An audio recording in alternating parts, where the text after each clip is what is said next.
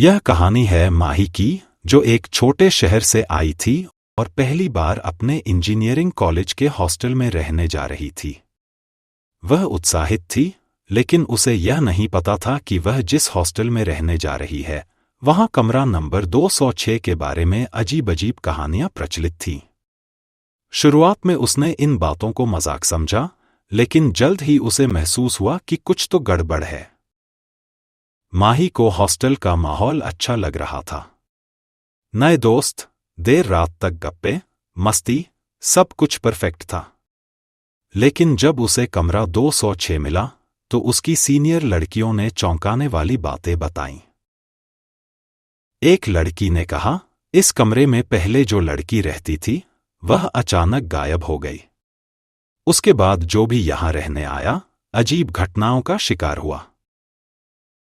दूसरी लड़की ने फुसफुसाते हुए कहा, कई बार रात में यहां किसी के चलने और दरवाजे पर दस्तक देने की आवाज आती है, लेकिन बाहर कोई नहीं होता। माही ने इन बातों पर ध्यान नहीं दिया और सोचा कि यह सिर्फ हॉस्टल की डराने वाली कहानियां हैं। लेकिन कुछ दिनों बाद उसे अजीब चीजें महसूस होने लगीं।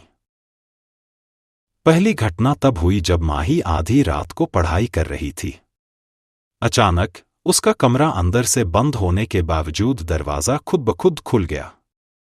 उसने सोचा कि हवा से हुआ होगा, लेकिन तभी कमरे की लाइट झपझपाने लगी। दूसरी घटना और भी डरावनी थी। एक रात माही को लगा कि कोई उसके बिस्तर के पास खड़ा है। जब उसने टॉर्च ऑन की, तो वहां कोई नहीं था, लेकिन दीवार पर किसी के नाखूनों के गहरे निशान थे। अब माही को डर लगने लगा था। उसने अपनी दोस्त नेहा को यह सब बताया, लेकिन नेहा ने इसे सिर्फ भ्रम बताया। माही ने अब कमरे में सोना कम कर दिया और लाइट जलाकर सोने लगी। लेकिन एक रात, जब वह गहरी नींद में थी, तो उसे लगा कि कोई उसके कान में फुसफुसा रहा है। माही घबरा गई और हड़बड़ाकर उठी। कमरे में कोई नहीं था, लेकिन शीशे पर उंगलियों के धुंधले निशान थे, जैसे कोई उसे देख रहा हो। अगले दिन माही ने वार्डन से कमरा बदलने की रिक्वेस्ट की, लेकिन वार्डन ने जो बताया वह और भी डरावना था। यह कमरा पिछले 3 साल से खाली था, क्योंकि जो भी इसमें रहा, उसने शिकायत की कि कोई साया उसे परेशान करता है। माही और नेहा ने यह रहस्य जानने का फैसला किया। उन्होंने हॉस्टल की पुरानी वार्डन आंटी से पूछताछ की। आंटी ने बताया कि 3 साल पहले एक लड़की, अनिता, इसी कमरे में रहती थी और उसने हॉस्टल की 4थी मंजिल से कूदकर आत्महत्या कर ली थी।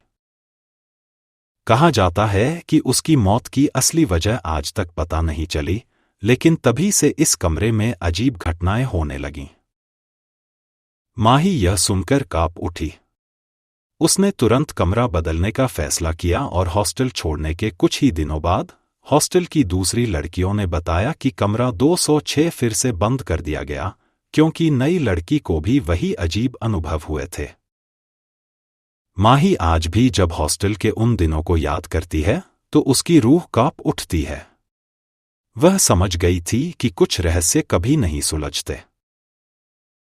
क्या यह सिर्फ दिमागी भ्रम था या सच में उस कमरे में कोई था? शायद कमरा 206 आज भी अपने अगले मेहमान का इंतजार कर रहा है।